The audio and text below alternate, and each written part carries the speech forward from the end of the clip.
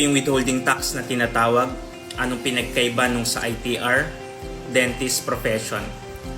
Si withholding tax, siya yung ibabawas sa bayad sa'yo ng client mo at i-remit na kay BIR.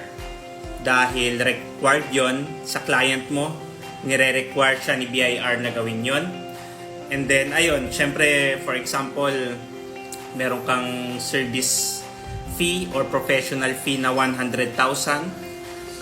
Sabihin natin 10% withholding tax.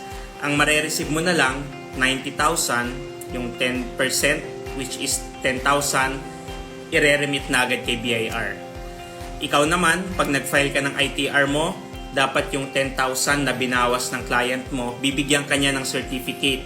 Usually, yan yung BIR Form 2307, Certificate of Creditable Tax Withheld at Source, yung pangalan ng certificate na yon. Magiging attachment siya sa pagpa-file mo ng income tax return. At magagamit mo siyang pangbawas sa tax payment mo.